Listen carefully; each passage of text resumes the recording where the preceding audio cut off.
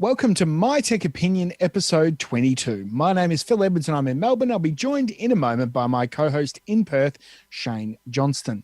In this episode's feature topic, we'll be looking at network-attached storage or NAS devices. So let's get the show underway now.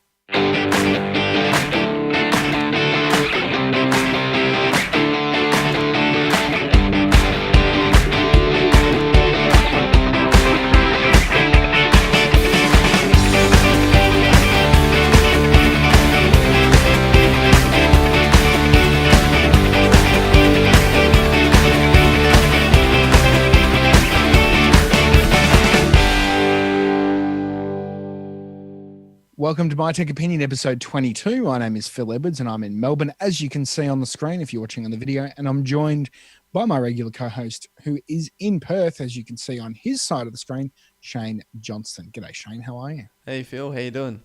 Excellent, excellent. Before we get underway, I just remind everyone that My Tech Opinion is brought to you by Aussie Tech Heads Web Hosting. I was going to say Mozzie. Aussie Tech Heads Web Hosting. For great hosting plans and support, visit athwebhosting.com.au. For listeners who are joining us and viewers are joining us for the first time, My Tech Opinion is a program that has a deeper look at a feature topic each show. And it won't always just be the two of us. Where possible, we'll also have guests join us and lend their expertise and knowledge to help us unpack our feature topic. That said, our feature topic this episode will look at network-attached storage devices or NASs and what's available on the market. So there you go. There's the formalities out of the way.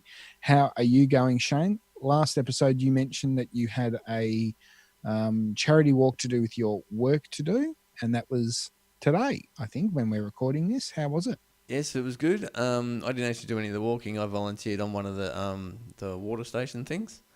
Awesome. Oh, that was easy. Yeah, I've done that for the last couple of years. This one went really quick. We set up at 8 o'clock, and then the runners and all that kind of came through because there's different distances. There's a 4K one, 12K one, half marathon and marathon, I think.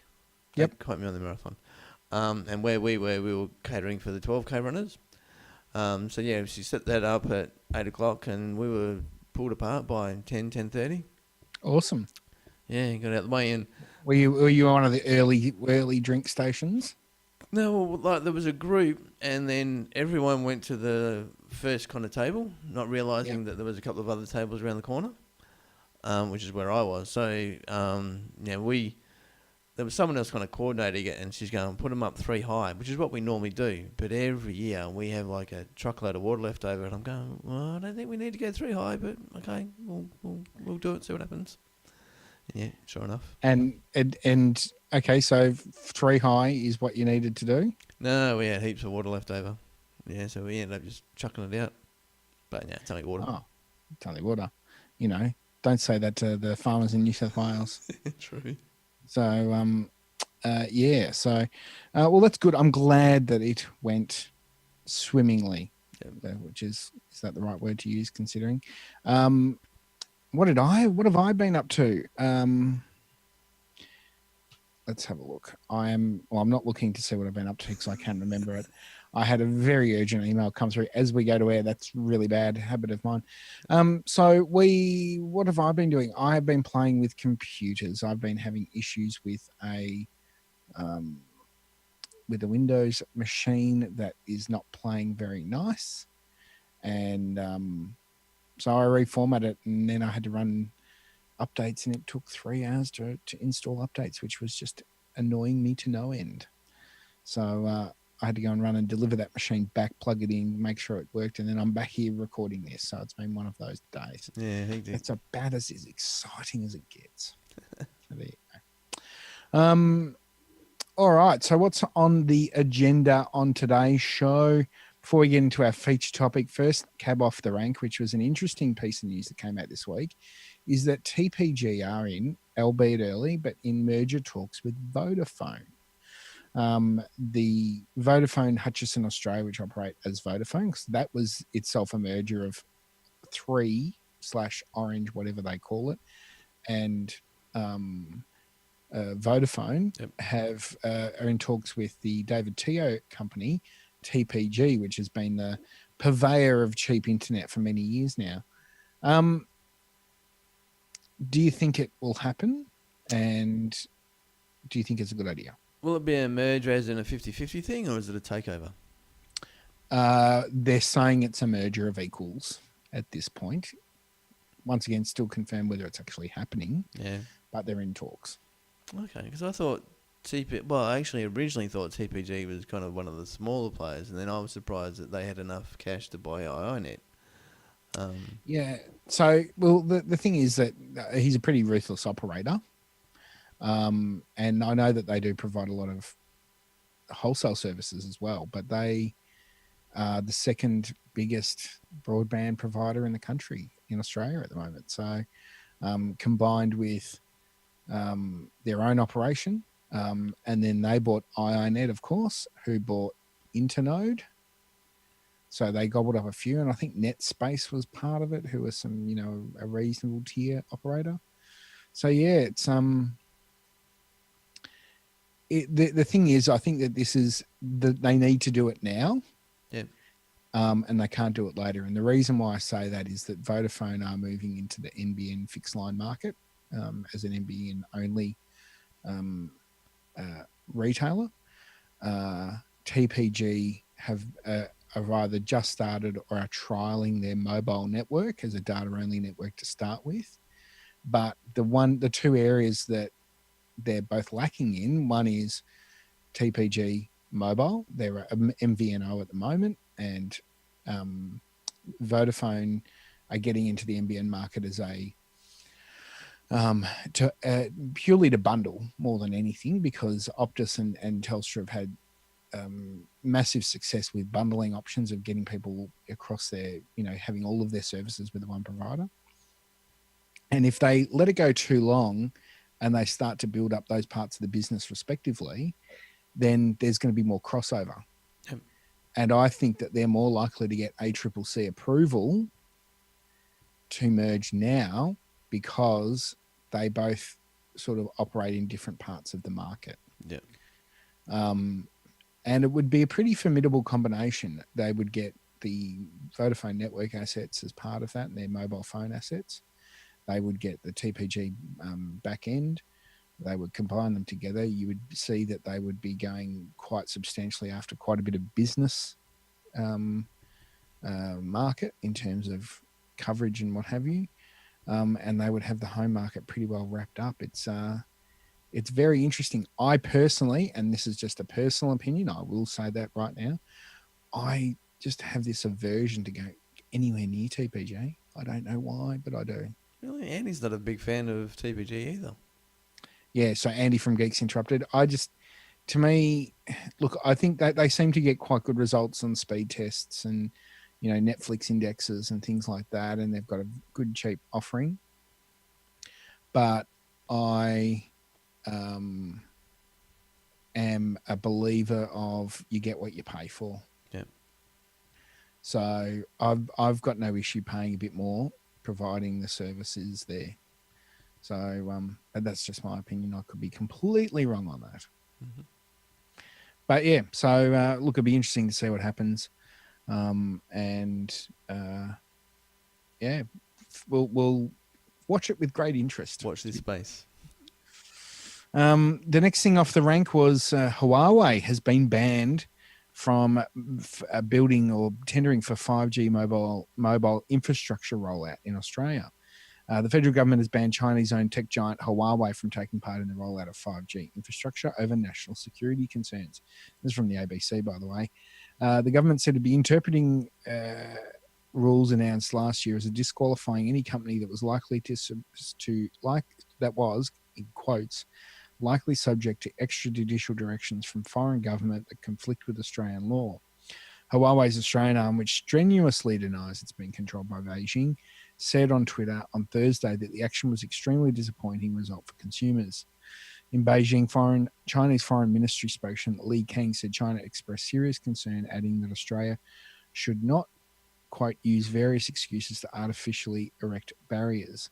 We urge the Australian government to abandon ideological prejudices and provide a fair competitive environment for Chinese companies' operations in Australia.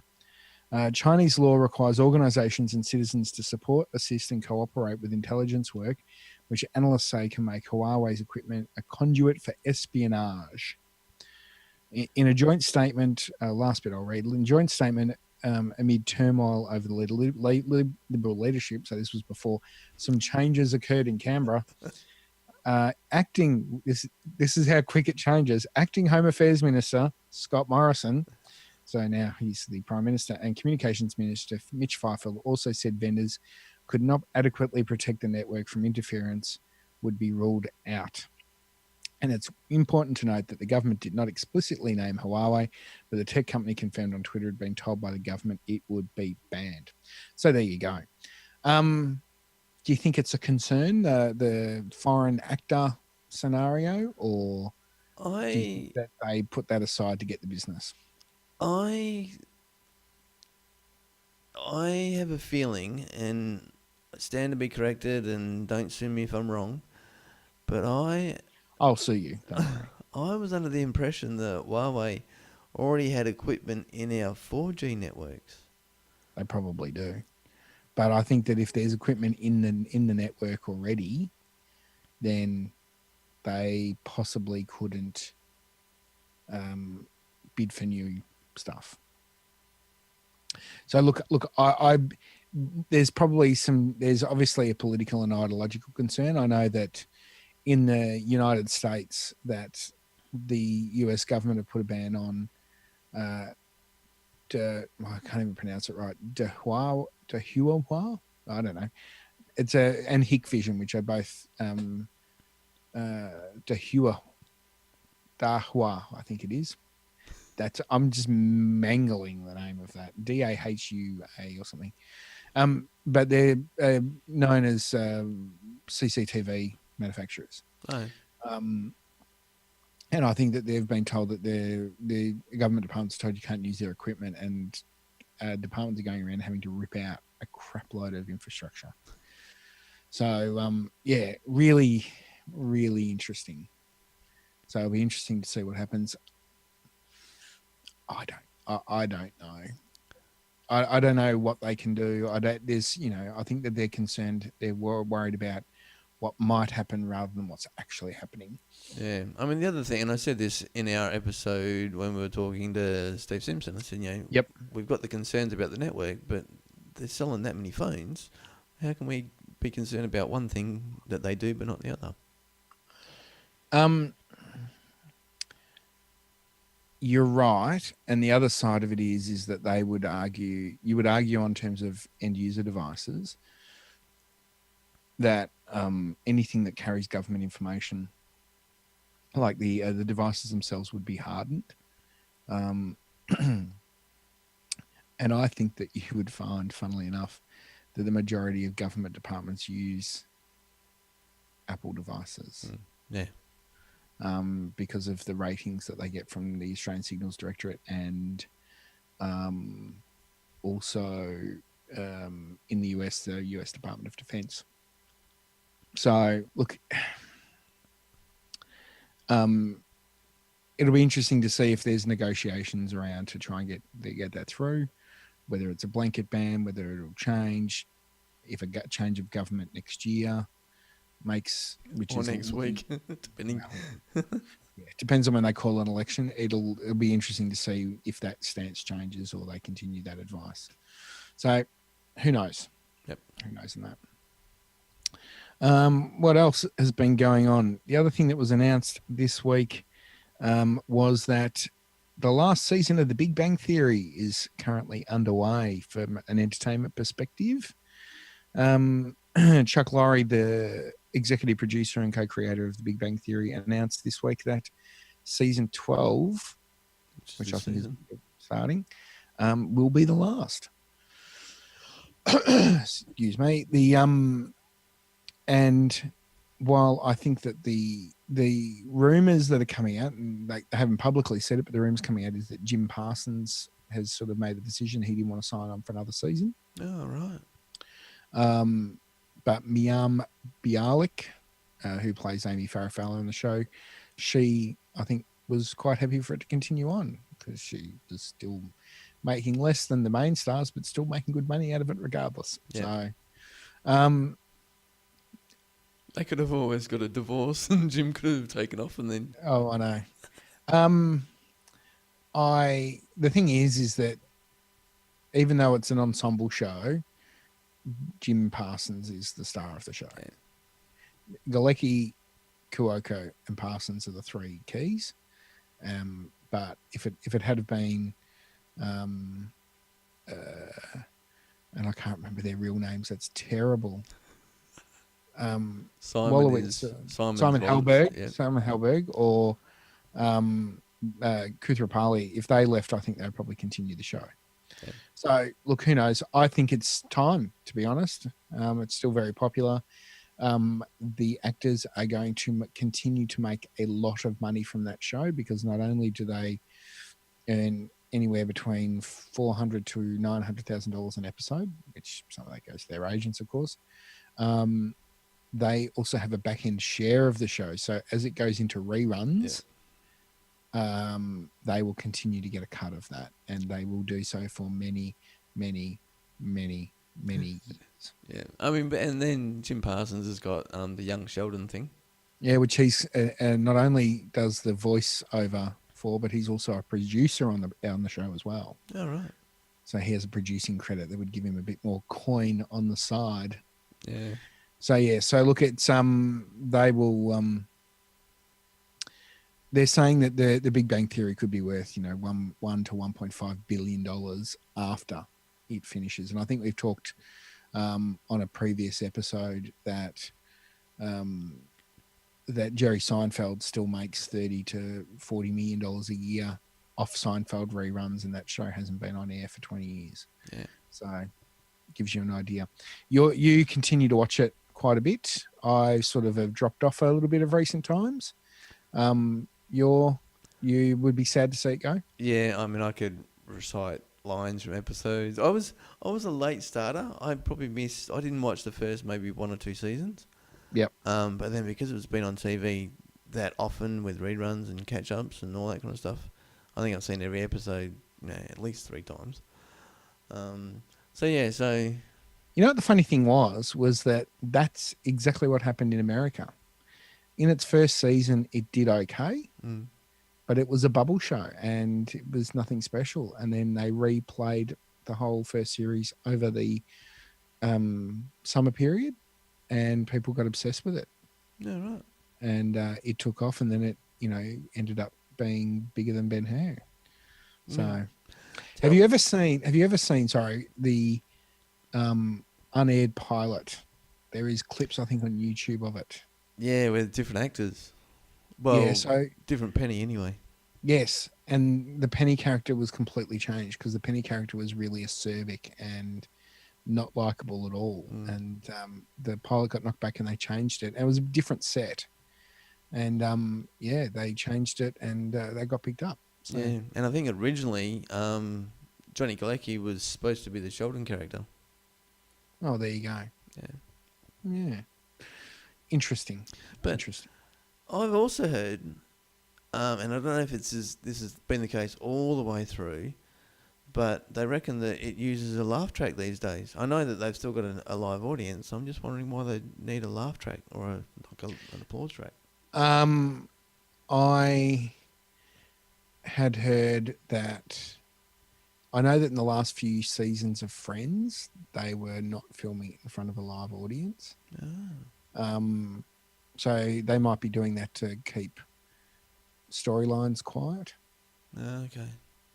So, and what they often do as well is that they might film certain things, and then they add, and then they will show it to an audience in its filmed form, and then get the record the laugh track separately. Yep. So it's interesting. It'd be a good show would have been, well, I don't think I'm going to get over there before it finishes, but it would be a good show to see live. I saw an episode of Frasier in its last season, filmed live, and that was cool. It was cool. And despite not, what's the word I'm looking for? Despite the fact they redo every scene twice, Yeah. regardless of whether they got it right or not. And then if they make a blooper, then they do it again anyway. You still laugh at the jokes. So there you go. And what I have seen the Big Bang Theory set, but I haven't seen it being made. Saw it covered in sheets because it was on summer hiatus. Yeah, see, I was over there when they were actually filming. So when I did the tour of Warner Brothers, yeah, we didn't go anywhere near it. Okay, there you go.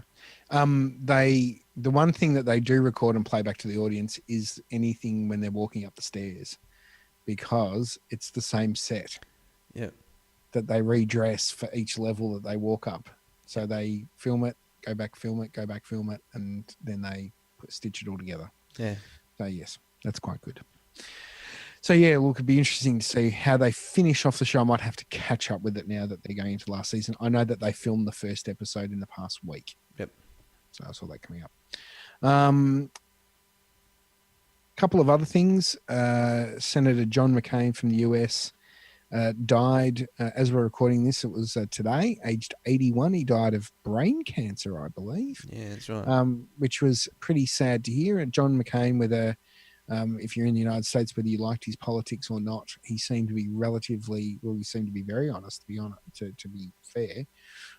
Was an outspoken critic of Donald Trump, even though they're representing the same party. Yeah. So yeah, and John McCain also. What was interesting was that when I was in Vietnam, we went to the what was the Hanoi Hilton or something, but it was the prisoner of war camp that John McCain was kept in during the Vietnam War. Oh, okay. And past the lake that he parachuted into to get caught. And it was pretty awful. And apparently he even carried some of the injuries around until he died that he had there. So yeah, very interesting stuff.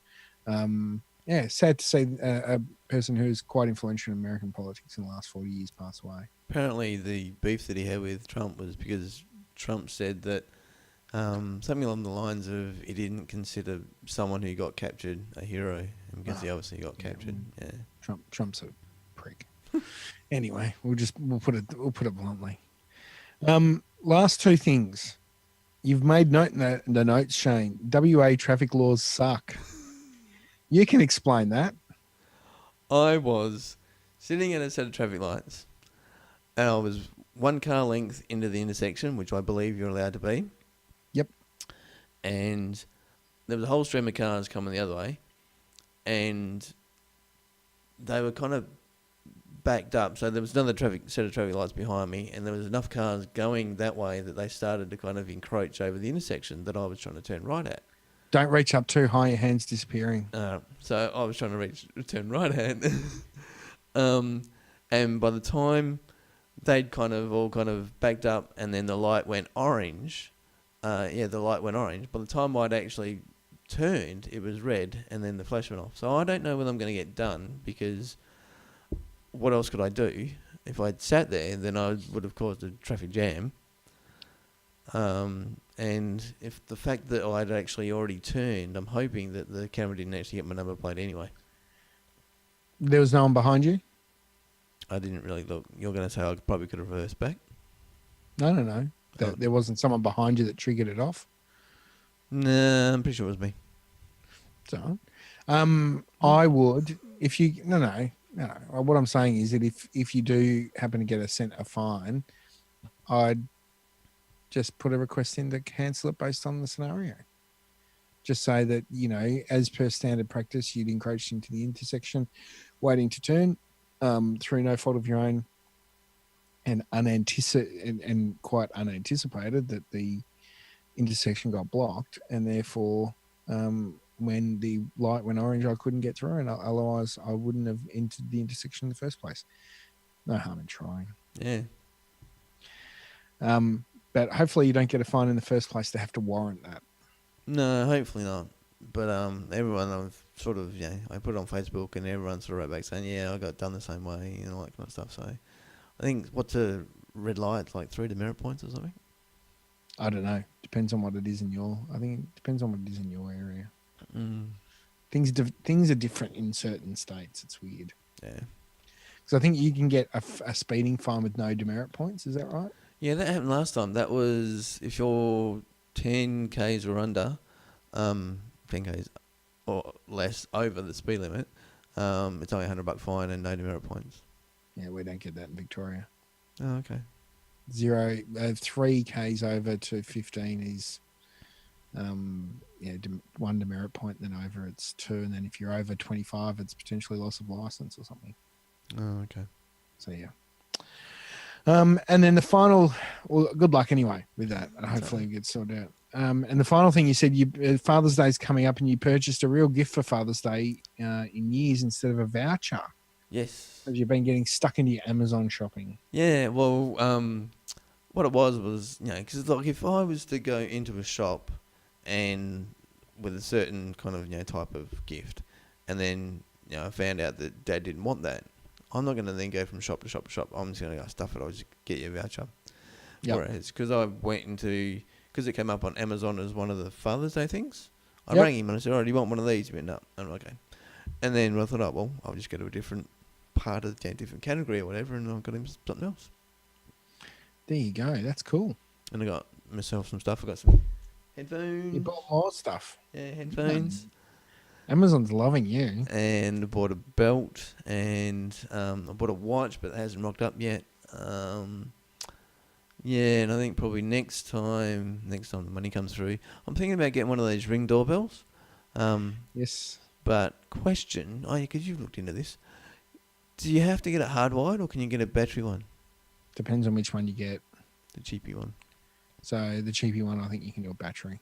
Yeah, because if I'm moving soon, hopefully, obviously I want to take it with me. Yeah, so you just need to make sure you recharge it when you need to. So yeah, but you can get battery ones, but then it depends on which one does what, because I think the one that records all the time needs to be hardwired. The one that only records when you trigger it off, being someone presses the button, is different. So yeah. But you can get a battery one. Oh, excuse me.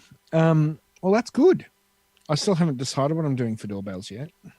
Oh, okay. It's painful. I got something to work and then it doesn't work the way I want it to. So I'm trying to decide whether I bite the bullet and buy something really expensive. Instead of it going ding dong, it goes dong ding.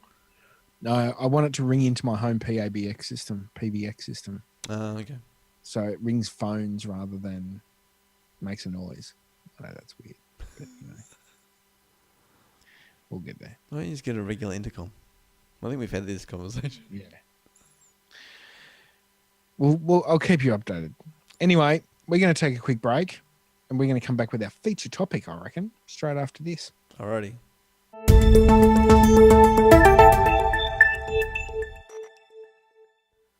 And welcome back to My Tech Opinion. It is now time for our feature topic, and in this episode, we're looking at network-attached storage devices.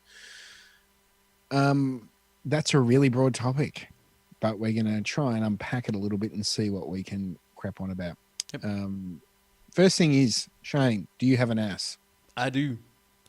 And what do you have? I have a QNAP. It's a 4-bay. It is it's a 453, I believe. Yeah, 453. Excellent. And I did have a QNAP, which I recently sold, and I have now migrated over to a Synology. You went to the dark side. Yeah, really, to be perfectly honest, they're all much of a muchness. And I'll explain why I made my decision a little bit later. So I suppose the thing is, what is a NAS? A NAS is effectively, and I'm oversimplifying this, it is a hard drive or a group of hard drives that work together that are attached to your network so that you can access them across any device that you have in your house. Gone are the days where we would have a computer and people would share one computer for the whole house, and that was your device that you would access on. You now have, probably multiple laptops, depending on how many people you've got in your house, of course. But if you've got a two adult, 2 children family with kids who are in, whether it be, primary school or high school, chances are you've got, a couple of laptops, a couple of phones, one or two desktops. You've got media storage and all that sort of stuff, and it's all held on these individual devices. And if one of those devices kaputs, you lose the data off it. Mm-hmm. And the idea of a NAS is to having a central point where you can have all of that data shared, and then you can share that across all of your devices. Yep. So you can start with, it's effectively it's a hard drive that instead of being plugged in via USB or Thunderbolt or whatever protocol you use, it just is in your network. Yep. Now, in our last episode, we talked about cloud computing, and one of the aspects of cloud computing is to have an online storage. This is effectively an online storage, but it's in your house. Yes. So you can go from anything from a single hard drive attached to your network, and then you can start building it up through multiple hard drives working with RAID options. So what's RAID? So you've got RAID is it's called redundant array of expensive or independent disks. So you can have those disks configured in any which way you like. So the one that gives you the most amount of storage, but it has its issues, is RAID 0, I think. Yep. Or JBOD. And it is basically, if you've got 4 disks in your device, if you've got a 4-bay disk NAS, 4 bay, yeah, I think I've said that right. People get what I'm talking about. You can have, and they're all 2 terabytes each. So you've got 8 terabytes in total. You can use 8 terabytes of storage as a single disk, and you can partition it, do all this sort of stuff, but effectively you've got 8 terabytes of storage. The problem is, if one of those disks fail, the whole lot's gone. You're stuffed. So then you can start going up through the different RAID options. So you've got RAID 1, which I think is mirroring. Spot on. So what happens with mirroring? Basically, you've got it's got to be a minimum of 2 hard drives, obviously, and one is a mirror of the other. The upside is you got redundancy. The downside is that you lose half your storage because you've got 2 hard drives, but you effectively only get the amount of storage that one holds. Yep. So, and the other, I think you have to go up in points of, like, you have to have 2 disks, and you have to have, like, you can't have 3. I don't think, can you? No, because for it to be a mirror, on each side of the mirror they have to be the same. So you got to go 2, 4. You'd probably be able to go 2, 4, 2, 4, 6, 8. They'd have to be even numbers. Yep. And so if you've got 8 so if you got your standard, the config we said before, 8 terabytes over 4 2 terabyte disks, you would only get 4 terabytes of usable space. Yep. Now, one of the advantages of that is that if one of those drives crashes, you'll have that data ready to go straight away. Yep. So no problems at all. Then there's a few other, there's RAID 2, 3, 4, but they're variations on different things. But the next most common one, which you need to have, I think, at least 3 disks, is RAID 5. Yep. And RAID 5 is often the most common one because it gives you that performance to redundant mix. So you can have, if you've got 4 2 terabyte drives, which is what I'm running, then it has a total capacity in a RAID 5 of around 5.5 to 6 terabytes. But the data is written to those disks in such a way that if any one of those individual disks fail, you don't lose your data. I think if 2 fail, you're in trouble.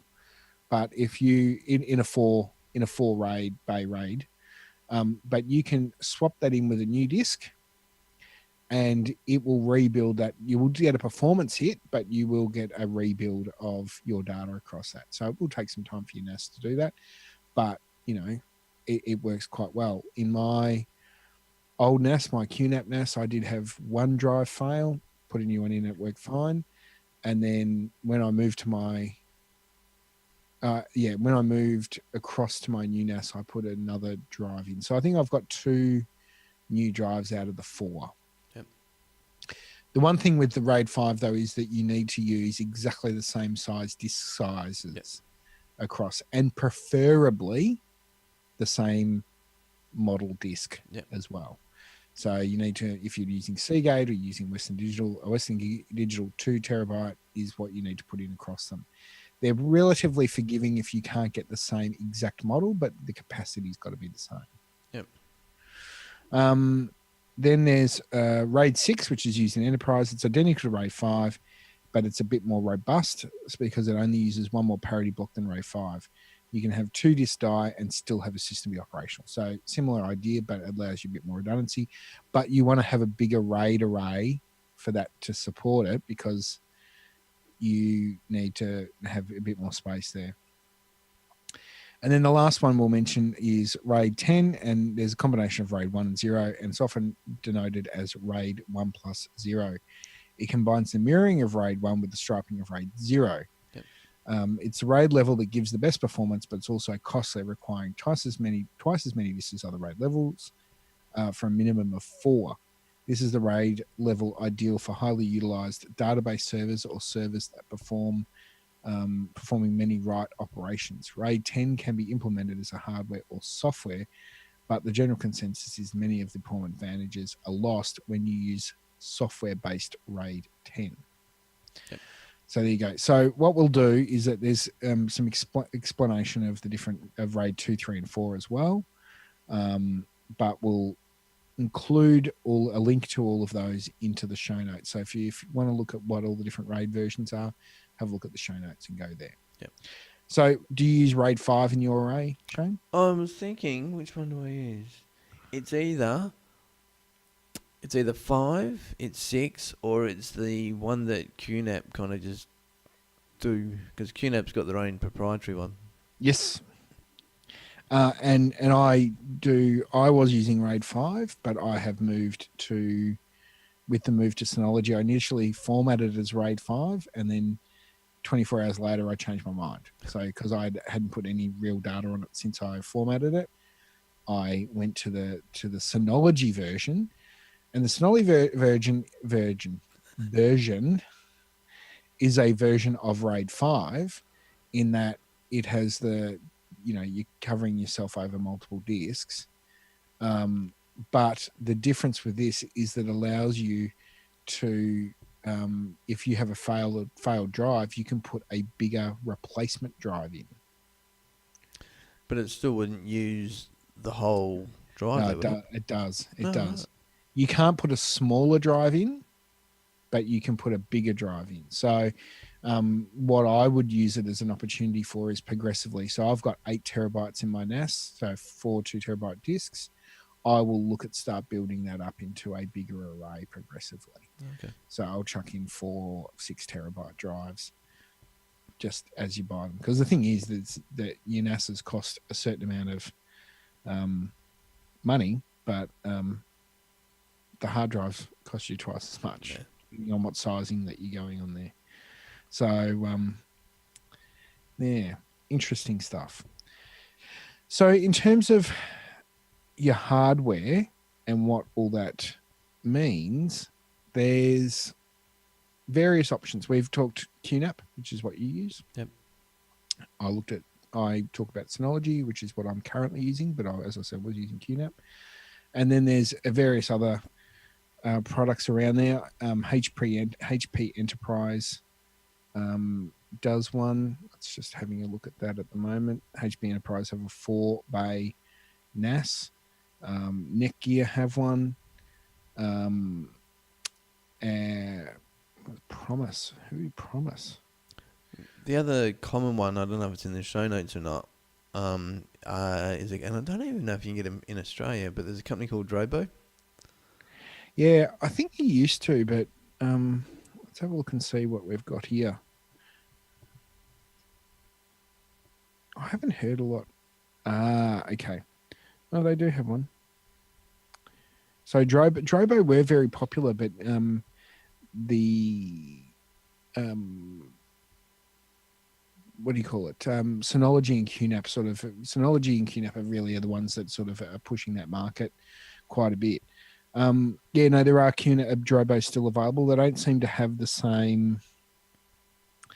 I'm looking at my local uh, computer store that I tend to buy from. They have a USB-C storage 5 bay, so it's not a NAS, but it's a direct managed one. And they have a 5 bay NAS, and then the rest of it is going up a lot. Rack mounted options and things like that, which are available order only, so they don't even have them in stock for someone who wants to go and grab one offhand. So they do have them. But basically, when you're looking at hardware, you've got to ascertain what RAID level you want to use, because you need to make sure that you can accommodate the right amount of disks in there. Budget's part of it, of course, as well. And then once you've got what your needs are and what you want to do, then you start building a budget around. Start that again. A profile about the type of device that you want. Now, my QNAP that I had was probably about 6 years old. It had it wasn't even an Atom, it was an ARM-based processor in it. And I noticed a performance hit quite substantially as, you get new copies of the firmware and things like that.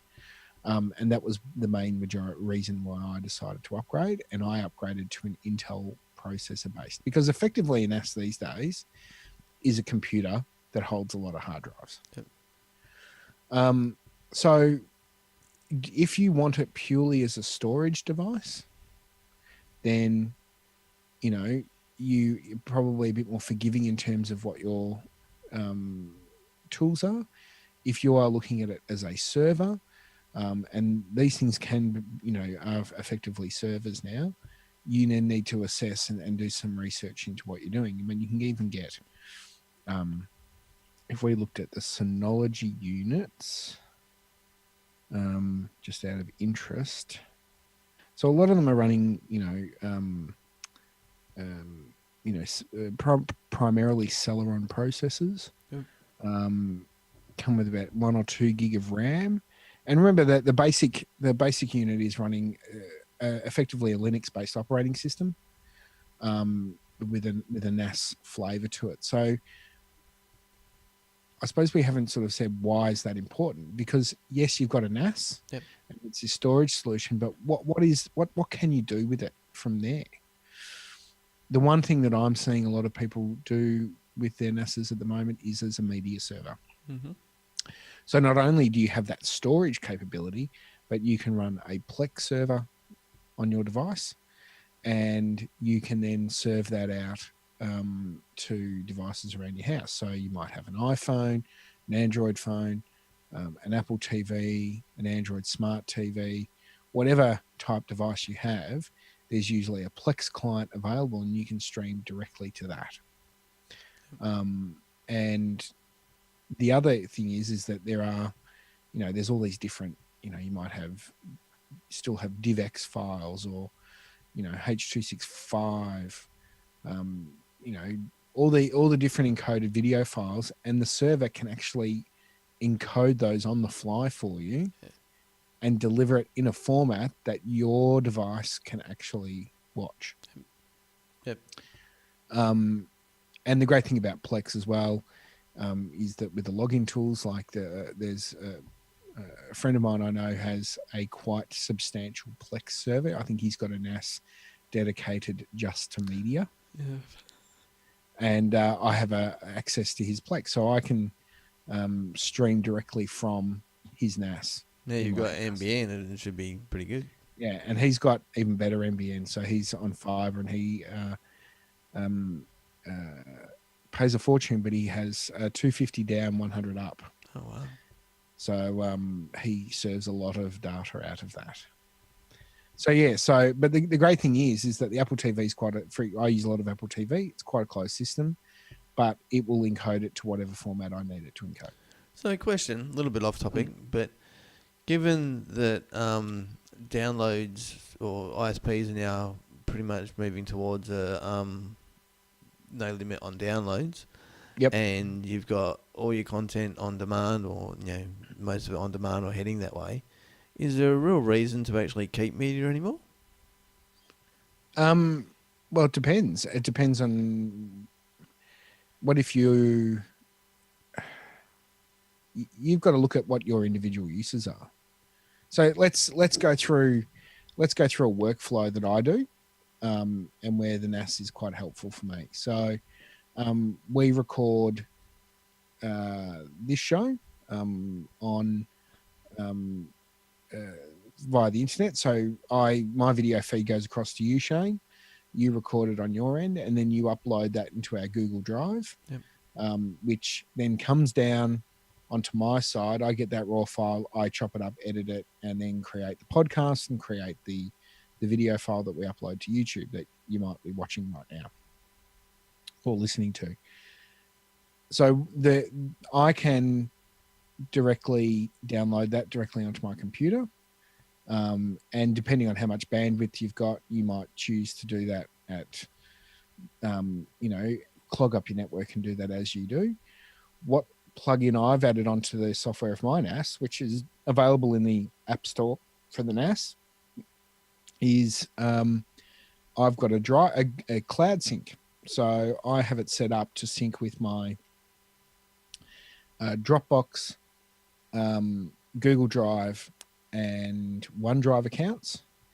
And at 3 o'clock in the morning, it will automatically download any new content that exists in my Drive accounts.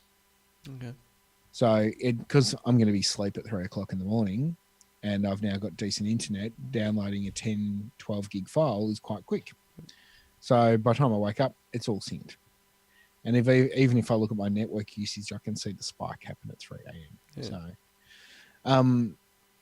So the thing is, in that case, yes, I could have that. I keep that file located on a cloud service, but to do editing, I need to keep that. The other thing is, we talked about cloud computing. It still costs, particularly for a few terabytes of data, it still costs to have cloud-based services. So you, and when you're dealing with, if you're dealing with digital SLR photos and large video, raw video files and things like that, they're quite big, and keeping a off-site storage of those raw files becomes quite painful. Yep. Using a NAS as purely a backup function is great, but it also has its dangers as well, because if your house burns down, then the NAS goes with it. Yeah. But I know that I could quite comfortably unplug my NAS, unplug the laptop and one or two other things. If I had the opportunity to get stuff out of my house before it all went to crap, then I would have most of my data. Yeah. So there you go. So, but the thing is that depending on the environment that you're using it in, you can do different things. You can run an internal web server, so you can run an intranet server within your house or within your own business that runs off the NAS. If you've been interested in web hosting, you can download a lot of tools that are available there, such as you can put a WordPress install, you can put, there's Moodle, which is like an online training platform, a CMS that you can add like training. So you can put all those tools on there as well. And you can use it as an intranet server. Another one that there's a link to that I've got in the notes, which is where are we? Fun things you can do with your NAS. So fun things you can do. You can turn it into a karaoke machine, so it's more of a media server. A reliable CRM system, so you can run a script that has an open source CRM package. This is another one that's quite a good one, is that with NASs that are increasingly getting better in spec, you can run a virtual machine on your device. Yeah. So this is one that I intend on doing, but I have not gone into yet. But I am a Mac person, so I have a Mac laptop. I have a Windows desktop. I do have a NUC that I'm using as well, but I can run a virtual machine to try out different things on that NAS and access that just as a browser-based scenario. So, you might want to run a Linux install or something like that, so that you can do these things to show, to test out environments, test out, development machines, all those sort of things directly off your NAS. Mm-hmm. Now, it could be a bit inception-y because, it's a virtual software running on a virtual thing, but you've got those options out there. Yeah. So do you use any apps from that are available on your NAS? I do. I use Surveillance Station for my cameras. Yes. One of the reasons, one of the criteria I was going with, and the reason why I kind of went with QNAP is the Surveillance Station stuff for the cameras. Because I've got 4 cameras and the QNAP gave you 4 free licenses, where the Synology only gave you 2. Yes. And at the time, I had a backup service called iDrive, which is fairly popular now. I was like one of the early adopters, and to the point where I couldn't do the new stuff with my account because it didn't support those features. I would have effectively had to cancel my service and then rejoin the service to get the new client software and all that kind of stuff. But at the time, I don't think QNAP or Synology had a iDrive client, so I migrated everything over to the Google environment, and the Google, the backup thing that you mentioned earlier, works with Google Drive. So that was another thing that I did. Now I believe that both Synology and QNAP have actually got an iDrive client. What else? Like you, I'm going to do the virtual machine thing.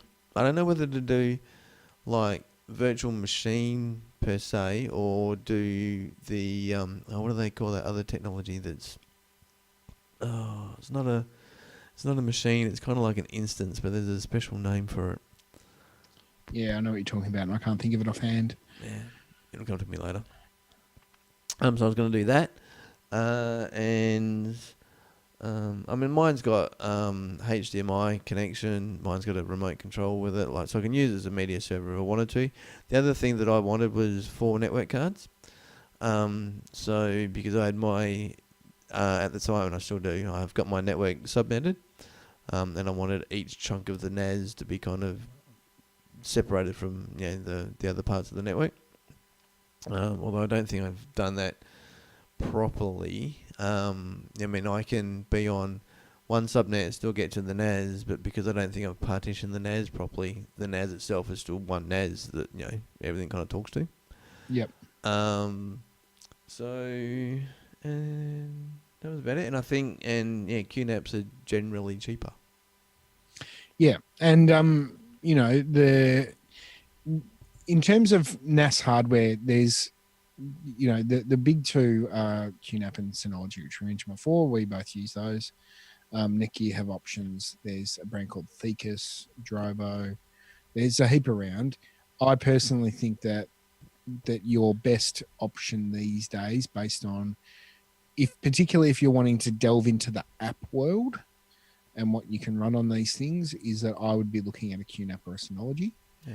And then what you then can do is start expanding. You can start getting involved in the forums, because they have an app store. We'll call it an app store. I think it's called something else, Q Package Center on QNAP or whatever. But then you can sideload things as well. So someone might come out with something. But you need to make sure that what you're interested in, you have a device that supports that. So one, there's the framework itself, the actual device, does that support it?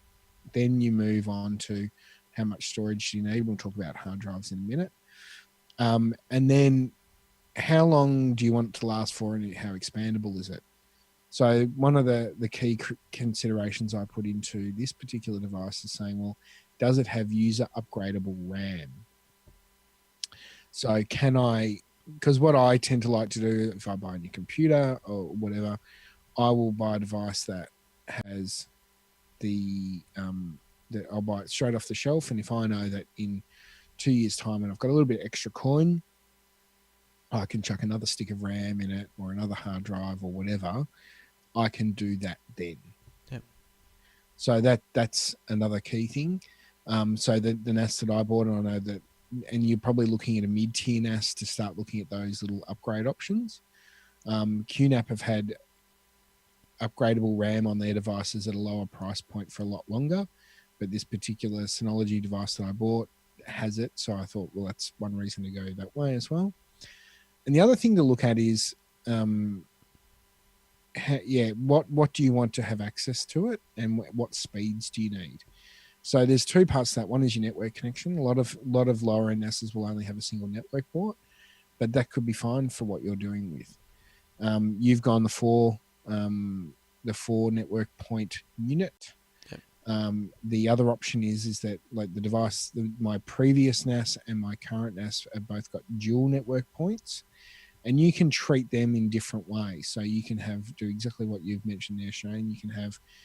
You can split them off and do, have different parts of the network accessing them through the different Ethernet interfaces. The other option that I have done is that I've gone for network bonding. Yeah. So where you can have the two Ethernet ports recognized as a single port, but it has a bigger throughput. Now, the thing with that is that you need to have a switch, an appropriate hardware switch for your network that supports port bonding as well. Yep. So it's not, you can't just do it out of the box. You need to have other bits of equipment in there. Now, my previous switch that I had it on was a Netgear switch, and then my new switch that supports it is a Ubiquiti switch that I have in concert with my Wi-Fi and things like that. It works a treat. So I'm really quite happy with that. So how much throughput do you get? They're gigabit ports, so it should be around 2, but I haven't fully stress tested it. So, and I do have most of my devices running on Wi-Fi, which is probably not the best way to test it. For my use, it's fine, but it's main throughput as well. Like, if I'm doing stuff on a laptop and a desktop, I can transfer to both. The other thing that my Synology has, which other devices are getting, is it also has 2 M2 SSD ports in it. And you can configure them in multiple different ways. You can have them as a storage device.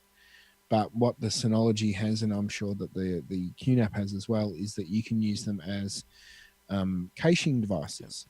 So in my case, I've only put one SSD in at the moment, so it's using it as a read cache. So there are limitations on how fast you can get data off your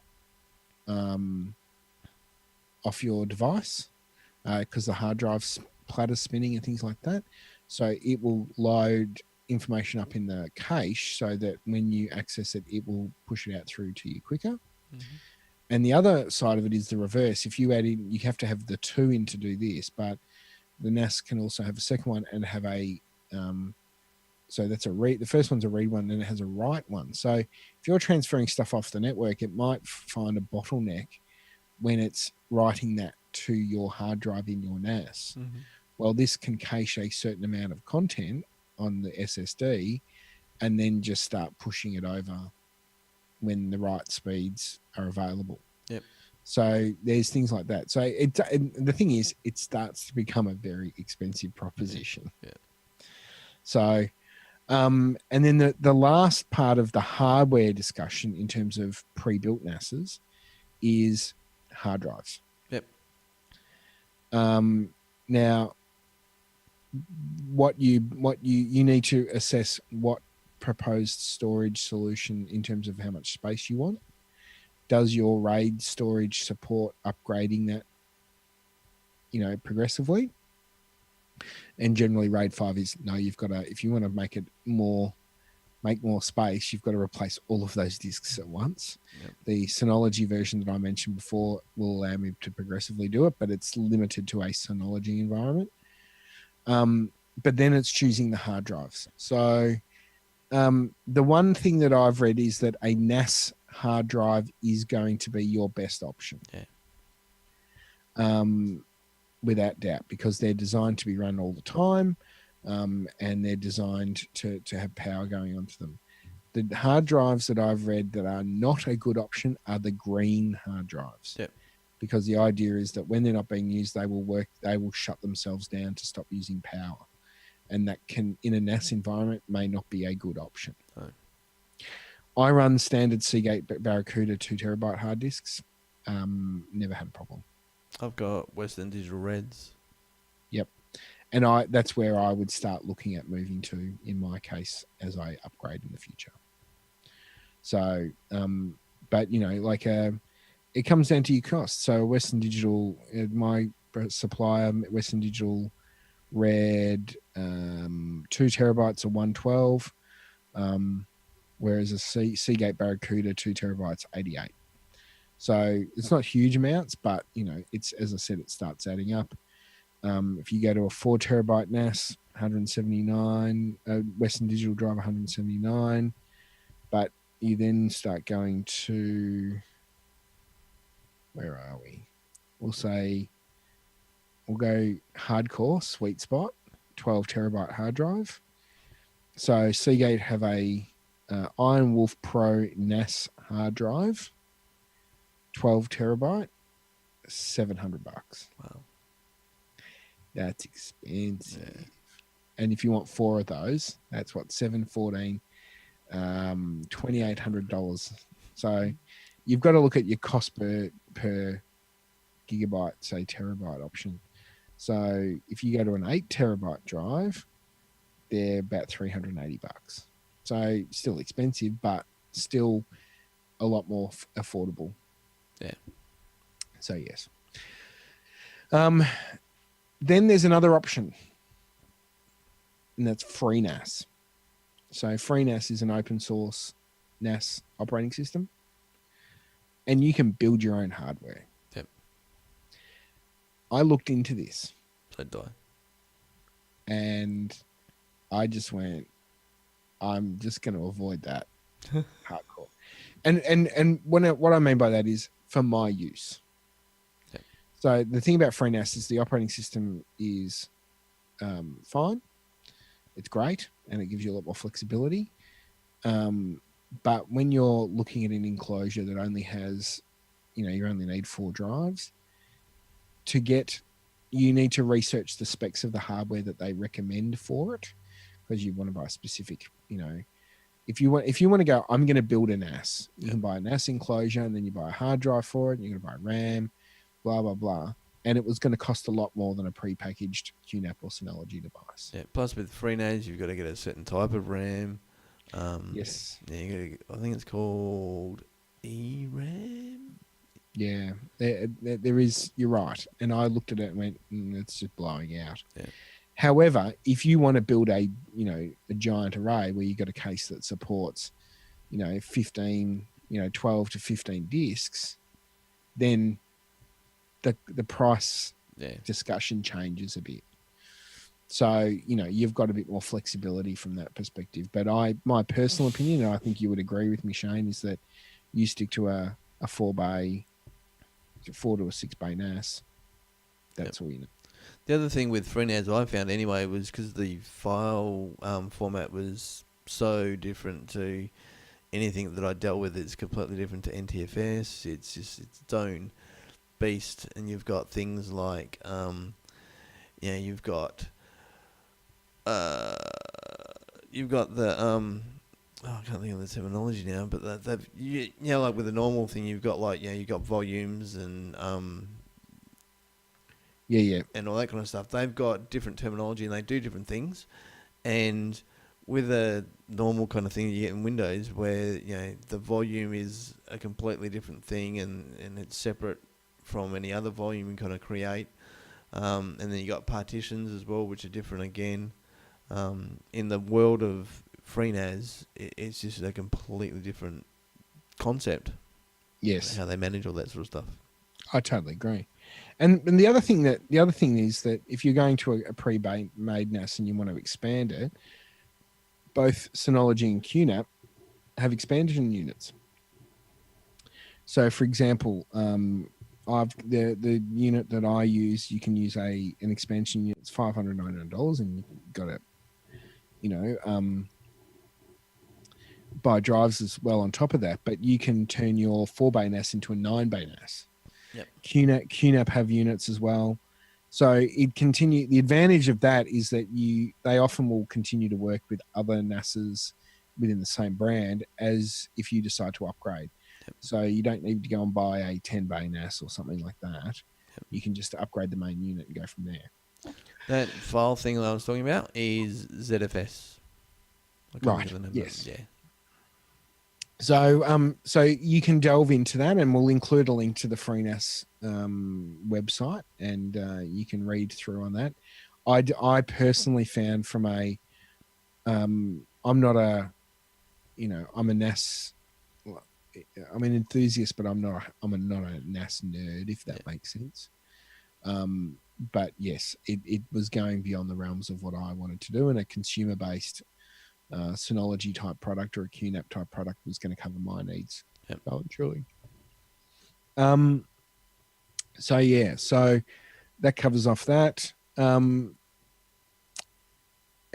yeah, have a look at, as I said before, when you build into your decision, I would go onto the websites for the different companies and look and see what you want to do. Another example, we talked about Plex before.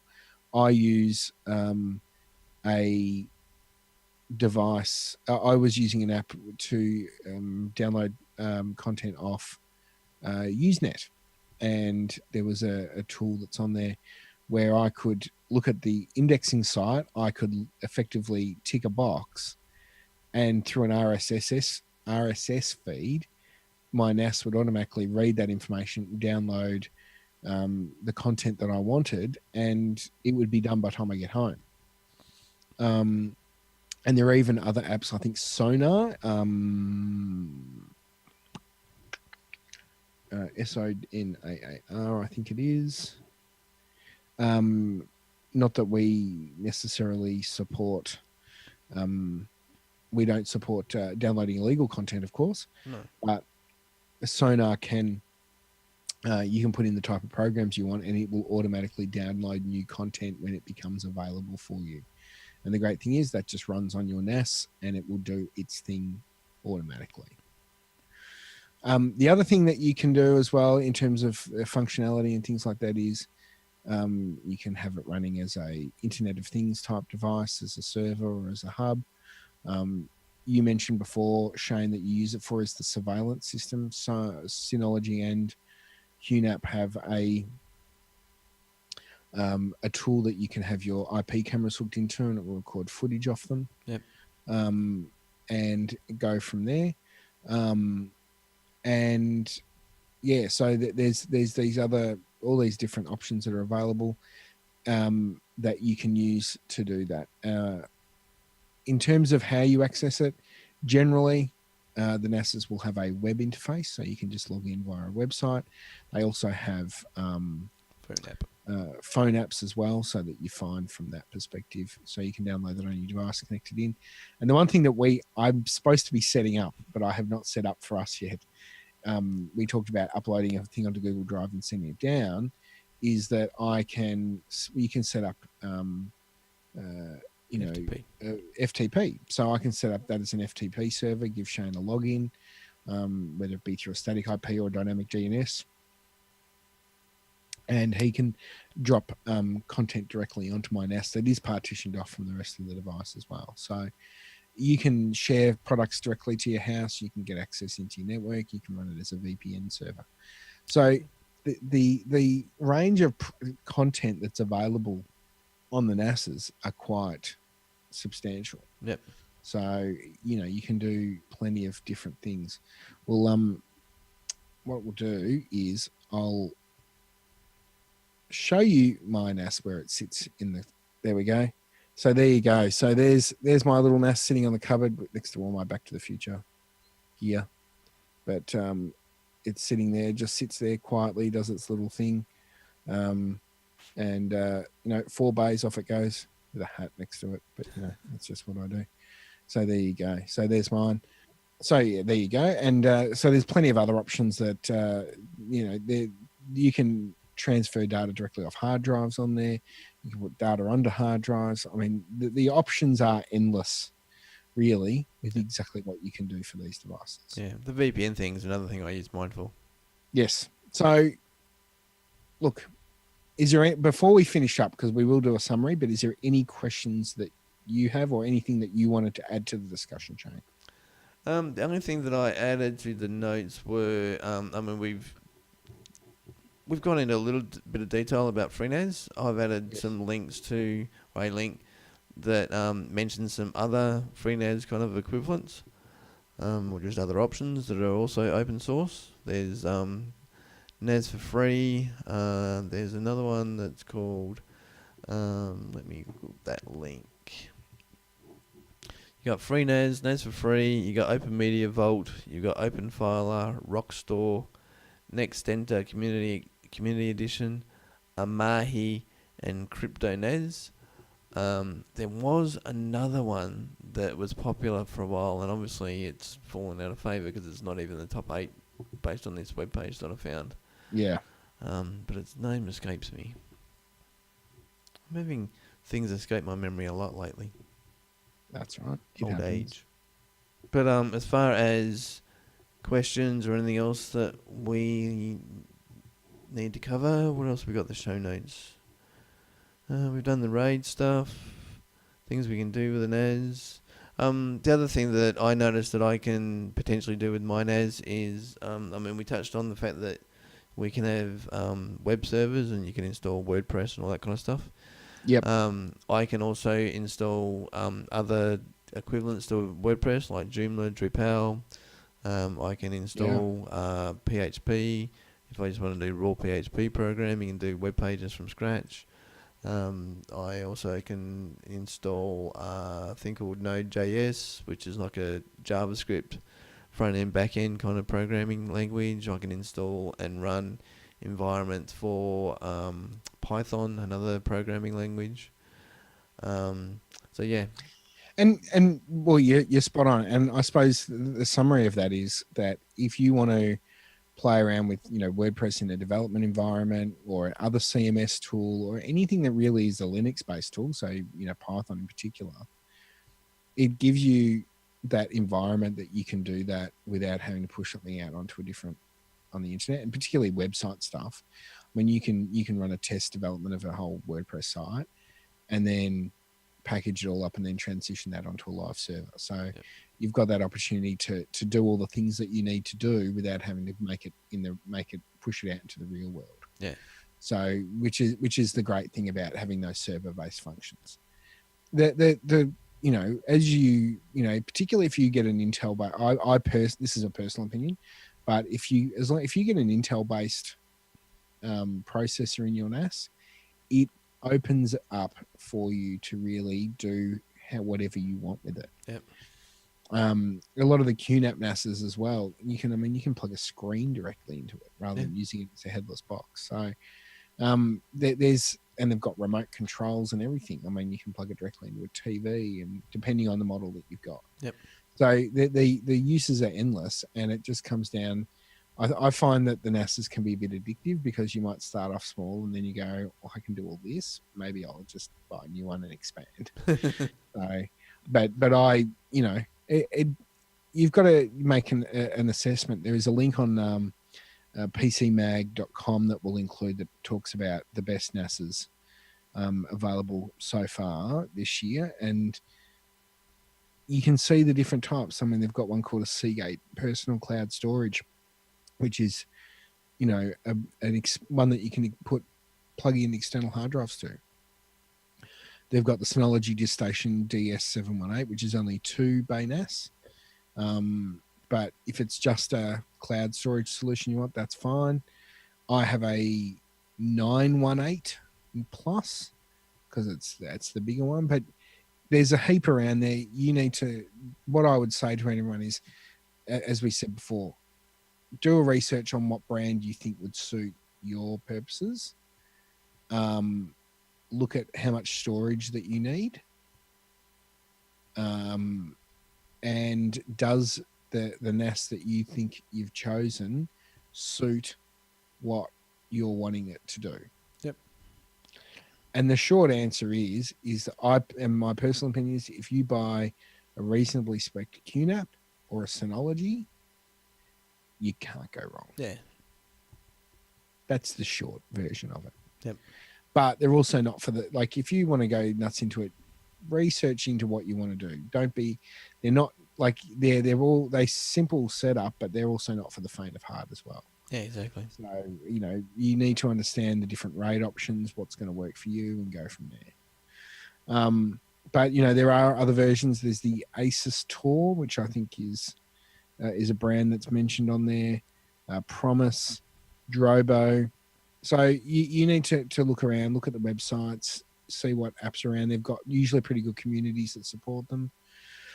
So have a look at all those different options. And, is your NAS upgradable? Can you add more stuff onto it later? With RAID 5, for example, I think do you need 3 or 4 disks? Minimum 3. Minimum 3. So you can start off with a 3-disc array on RAID 5, and you can actually add another disc to it. Yep. It'll be the same size, but you can chuck another disc later on, and it will expand that array for you. So read up on what options you've got and how you can make it work for you in your house. And the other thing is, make sure you put it somewhere that you've got easily access to cabling as well. So, you've got to take into account all those things. And the other thing that I forgot to do on my new NAS the other day that I realized that I hadn't done was go into the BIOS or the settings via the web browser and make sure you flick the switch that says automatically turn back on after power failure. Because I'm like, why can't I get access to my NAS? And I realized that I hadn't flicked that switch where it was automatically on my old QNAP. Yeah. So particularly if you're using it for surveillance videos and things like that, make sure you do that. The other thing is, most of these NASs now all have Kensington lock ports, particularly if you're using a surveillance station, like you're using it as a surveillance station. Place it in the right spot of your house so that people don't know where it is easily. Yep. And if it is going to help you prove if someone's broken in or something like that, use the Kensington lock.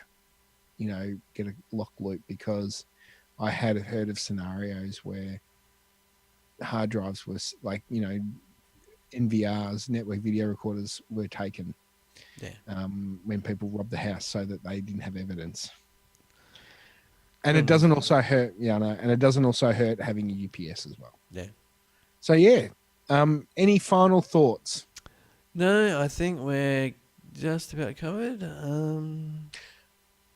Sounds like you had a thought just then. No, I was going to say, if I didn't add it in the summary, and, we talked about hardware from a NAS perspective, but also your hard drive thing. I think if you went for a NAS hard drive, whether it be a WD Red or an Iron Wolf, I think it is that Seagate produce, you'll be pretty good, but do your research. The only other thing I'll touch on, a little bit unrelated but still related, is cameras. QNAP have a preferred list of kind of cameras that work with their equipment more than others, and I didn't realise that until after. So my TP-Link cameras work, but I had to kind of do a dodgy kind of thing that they're not on the list of preferred ones, so I had to kind of pick generic settings and all that kind of stuff, and got it working, but it was harder than it needed to be. Yeah, so that's it. That's a good tip. If you are going to use the surveillance station option, do a bit of research on, if you've already got cameras, or if you're going to buy it and then add cameras on, make sure that they all talk together nicely. Yep. Cool. Well, I think we're done. I think we are. So all the links will be in the show notes. You can do a bit of research for yourself. If there's something that we've discussed that you or we haven't discussed that you would like to add to the conversation, send us an email, mytechopinion@prosumerit.com, and we will get onto it. Yes. All right, well, we are done with that feature topic. We're going to take a very short break, and we'll be back to wrap up this episode of My Tech Opinion straight after this.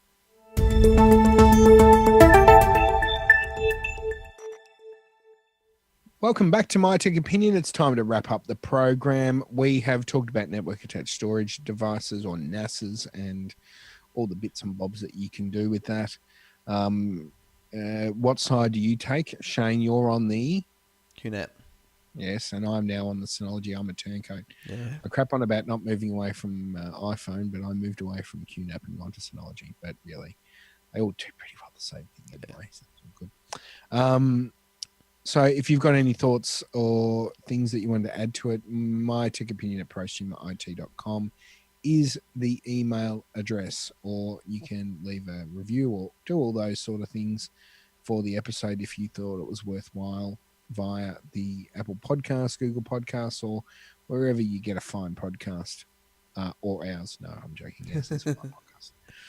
On our next episode, we are going to talk Raspberry Pi and those sort of small form factor based computers that you can that are for hobbyists out there and what you can do with them. Hey, hang on, wait a minute. Computer stuff. I thought we were doing a cooking episode. No. No. Bugger.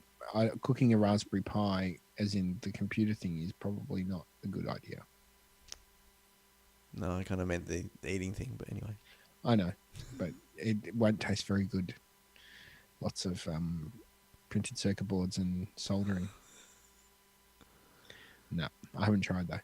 Anyway, so we're going to talk about that. Oh, I knocked my camera.